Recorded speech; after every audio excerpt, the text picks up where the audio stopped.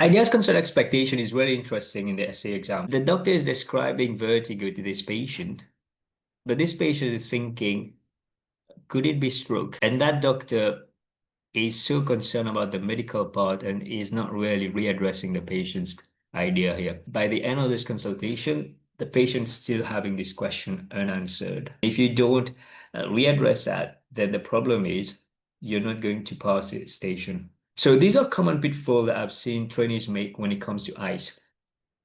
The first one is being formulaic. So when the ideas concern expectation are elicited, it's usually as a checklist. So from going from any ideas, any worries, any expectations, and we don't see the curiosity and the ice being uncovered organically. Okay, I'm sure you've seen that in your study groups as well. Some people just go through the list. The second one is missing cues. So let's say a patient actually hints at something, but then it's not explored, it's just actually completely ignored. So for example, a patient says, my dad, he had some heart problems. And that's a cue to dig deeper. So you need to ask, may I ask what heart problem did your dad have? And what age was he when he had the heart attack? See, you have to be curious. The third one is ignoring it completely. The patient's psychological belief, what they're thinking, and you're being too clinical and trying to manage what you think is going on, but then it's only one side, that it becomes a monologue. Number four, not linking ice back. And this is where a lot of trainees are really good at eliciting the ice, but then they don't always readdress the ice in the management. And that's where a lot of marks are lost. Then there's assumption, guessing that you already know what's the patient's ice instead of actually checking what are their concern. You think you already know. And number six is when you're rushing through it or you're squeezing ice maybe 2 minutes at the end, or even like you completely forgot it and then you just think about it and then ask it, and it doesn't feel really smooth. So what I want you to do now is think about whether these common pitfalls sound familiar to you, and are there anything that you're doing when you're eliciting and readdressing ice that you could change? Okay. So make a note of any of the issues that you think might be relevant to yourself and what you need to focus on in your next study group session.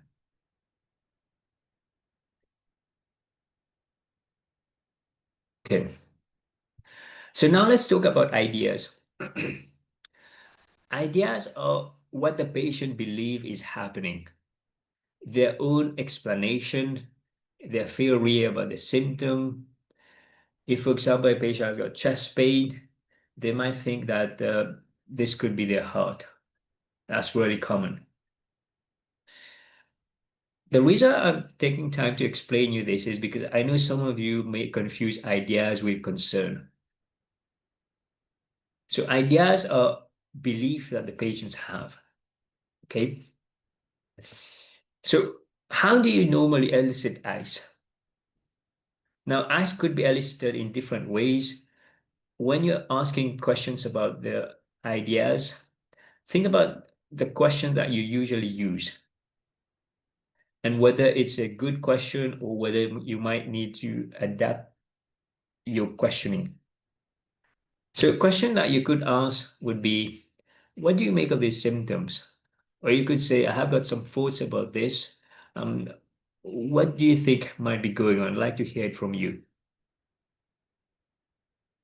So it needs to sound like you're used to asking it in a way that sounds natural. Okay. Concerns are different. Concerns are what the patients are worried about, their fears, anxiety.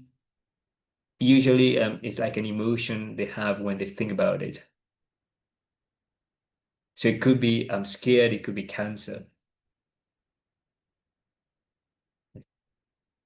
So a common pitfall when it comes to concern is patient tells you they're concerned, but you don't acknowledge it.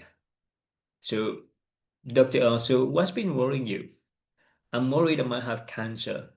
Okay, what are you hoping from this consultation? See how it does not look good? Because the concern, the patient actually disclosed something quite significant, but then the doctor just went through that and asked the next question without properly acknowledging the concern. So a different approach would be acknowledging and validating this concern and asking more questions to find out. So you're not going through that list of idea, concern, expectation. You're picking up the cue, finding out there's something more relevant, and then you can come back to your expectation. So patient says, I'm worried I might have cancer. And then the doctor responds, I hear you. Could you tell me more about this? So that way the patient will feel like you're genuinely interested. Does this make sense so far? Yeah.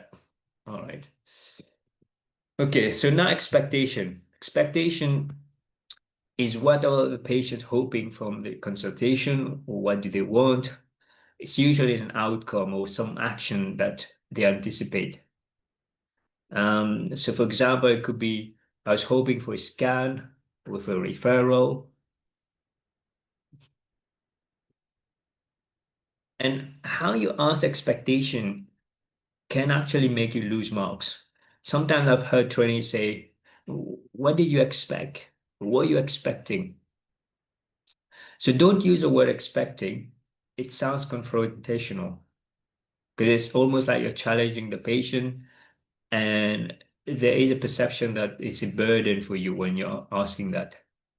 Like their needs might be a burden for you. Instead, use the word hope. So what did you hope from this consultation? What were you hoping we could achieve today? So hope sets a more positive tone and centers a conversation on what matters to the patient. Are you feeling anxious about the SCA preparation? Maybe you're not getting constructive feedback, you don't know whether you're doing the right thing. If you're looking for one-to-one support, I'd love to help you. Click the link down the description below to book a call with me to see how I can help you to pass your exam. Now let's talk about readdressing eyes. So why does it matter? If we don't readdress eyes, patients feel ignored, um, as if their ideas, concern, expectation have not been heard or not answered. And the other thing is examiners are specifically looking at whether you're linking the eyes back.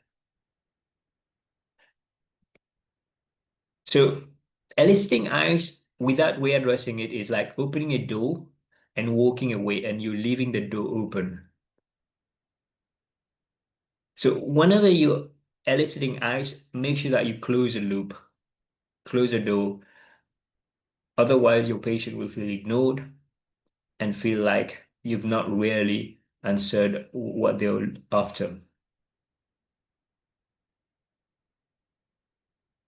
Right. So in the framework that I teach, I usually get you to ask the idea, concern, expectation around 3 minutes, 2 minutes in the consultation. And there's a reason why I encourage you to do that, because then you'll be able to know what this case is about, and you can ask more targeted question when you're taking your history.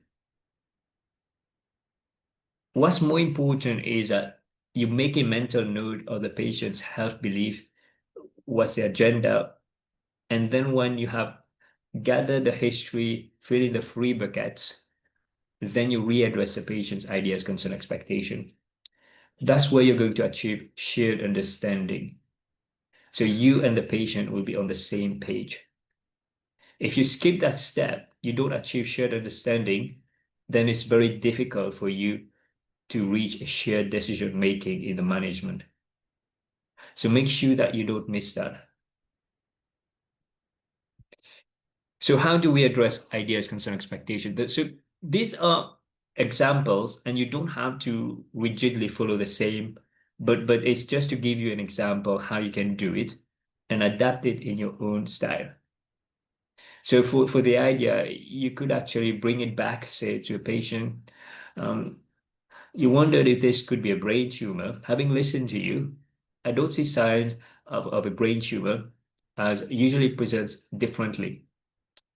What I think is more likely is you've got sinusitis. So now the patient feels heard because I have readdressed their thought about brain tumor. And I've also told them what I think it is. Now, let's say the patient has some concern, then I need to readdress that as well. I understand you were worried about cancer. From what we've discussed, there's nothing here to suggest cancer. So you're hoping that you're going to reassure the patient by saying that, and you need to read the cues. If you see that the patient's still not reassured, then maybe you have to expand your explanation and adapt it. So then you could say to the patient, when I ask you questions about weight loss or whether you have any visual disturbance, you did not have any of these, which is reassuring. So you see, like, you need to look at the patient, see how they're responding, and then you adapt your explanation when you readdress the eyes. When it comes to expectation, so make sure that you readdress expectation before actually making recommendation on what's the plan. So you can say to the patient, you're hoping for a scan. Since your symptoms don't point to anything serious, a scan wouldn't help in this situation. What we can do instead is X, Y, or Z. All right. You can even tell them that a scan would expose you to unnecessary radiation, which is not healthy. Okay. So what I want you to think now is reflect on how do you readdress eyes in your own consultation. So do you systematically readdress the eyes? And when in the consultation do you do it? Okay. If you're doing it after you've actually shared what decision like management plan, then it's not really the best sequence. Okay. Ideally, what's shared before you start discussing what alternative plan or investigation you might arrange. If you found this video useful, then I'm sure you're going to get a lot from watching this video. Click the video to watch it. Take care, everybody. Bye-bye.